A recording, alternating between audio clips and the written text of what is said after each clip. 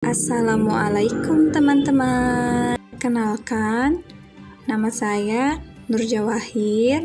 Saya dari Fakultas Usuluddin dan Dakwah, Program Studi Komunikasi dan Penyiaran Islam. Di sini saya akan membahas tentang materi haji dan umroh. Disimak ya. Haji, definisi haji ialah pergi ke Baitullah, kemudian dilakukan di tempat-tempat tertentu. Setelah itu dilaksanakan sesuai rukun dan juga syarat-syarat haji.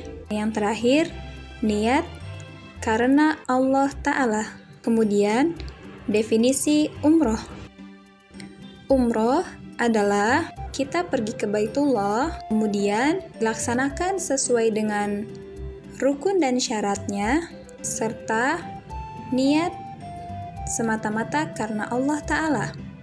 Selanjutnya, syarat-syarat dan rukun haji. Syarat-syarat dan rukun haji, yang pertama syarat Islam, balik, kemudian berakal, merdeka, dan juga mampu. Sertakan rukunnya, berpakaian ihram, wukuf. Syarat-syarat umroh dan rukun-rukun umroh. Untuk syarat-syarat umroh, sama seperti haji, Islam, balik, berakal, merdeka, mampu, serta ada mahram. Untuk haji juga ada mahramnya ya. Dan untuk rukun umroh, sama seperti haji, memakai pakaian ihram, kemudian melaksanakan tawaf, kemudian bersa'i, tahallul, serta dilaksanakan dengan tertib.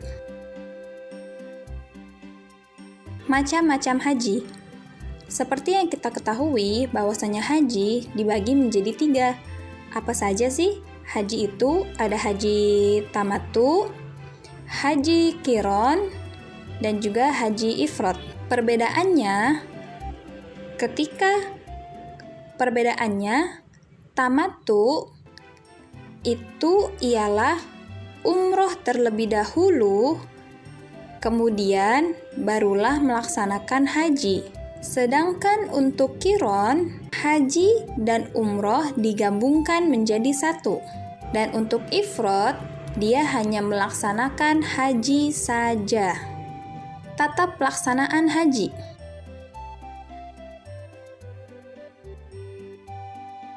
Untuk tamattu, qiron, dan juga ifrad, yang pertama, mereka semua sama-sama memakai pakaian ihram. Kemudian, untuk yang tamattu, dia akan melanjutkan tawaf, kemudian dia bersa'i dengan niat untuk melaksanakan umroh terlebih dahulu. Sedangkan qiron dan ifrad, maka mereka bertawaf kudum sebagai sunnah kedatangan dengan niat untuk haji, dan juga bersa'i sebagai sa'i haji. Kemudian setelah mereka melakukan tawaf dan sa'i, maka untuk yang tamattu selesai sudah dan dia bertahallul. Dan untuk yang qiron dan ifrad disambungkan dengan yang tamattu. Setelah yang tamattu dia bertahallul 1, maka tamattu, qiron, dan ifrad mereka semua hari ke-8 itu akan pergi ke Mina. Setelah pergi ke Mina, maka di hari ke-9 dia akan pergi ke Arafah. Mereka melaksanakan sholat, mereka sholat asar, sholat zuhur, mereka beristirahat.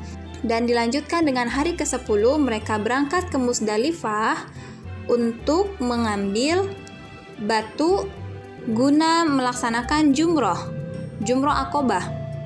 Setelah mereka melakukan jumroh Aqobah, maka selanjutnya untuk haji tamattu dan juga qiron mereka diharuskan membayar dam. Mengapa?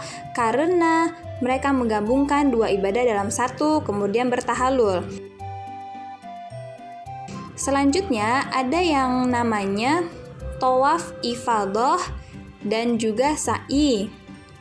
Nah, untuk tamattu, dia melaksanakan tawaf ifadah ini dan juga sa'i dikarenakan di awal dia belum melaksanakan tawaf dan sa'i untuk haji. Dia di awal baru melakukannya untuk umroh.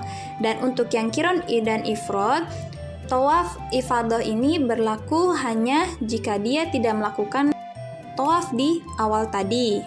Setelah mereka melakukan tawaf ifadah dan sa'i, kemudian mereka hari ke-11, 12, dan 13 mereka melaksanakan jumroh ula dan akobah.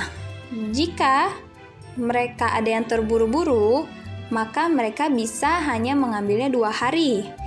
Nah, itulah yang dinamakan dengan nafar ula. Nafar ula ini, jika dia terburu-buru, maka dia melaksanakan hanya 2 hari, kemudian dia diwajibkan keluar sebelum maghrib. Namun, apabila dia belum keluar sebelum maghrib, maka ada namanya nafar tsani. Berarti dia keluar setelah subuh pagi. Ada tata pelaksanaan umroh. Yang pertama, mandi junub, yaitu mandi yang disunahkan sebelum berangkat umroh. Kemudian, setelah mandi, maka memakai pakaian ihram. Setelah berpakaian ihram, selanjutnya membaca talbiyah sepanjang jalan menuju Mekah. Setelah membaca talbiyah sepanjang menuju ke Mekah, maka jamaah ketika sampai pada Masjidil Haram disunahkan mencium Hajar Aswad. Setelah mencium Hajar Aswad, maka mereka melaksanakan tawaf sebanyak 7 kali. Kemudian dilanjutkan dengan sholat 2 rakaat di makam Ibrahim. Setelah sholat 2 rakaat di makam Ibrahim, kemudian mereka beristirahat terlebih dahulu dan meminum air zam-zam. Setelah beristirahat dan minum air zam-zam, mereka kembali untuk bersa'i sebanyak 7 kali, kemudian bertahalul, maka selesailah rentetan pelaksanaan umroh. Seperti itu ya teman-teman. Terima kasih. Wassalamualaikum warahmatullahi wabarakatuh.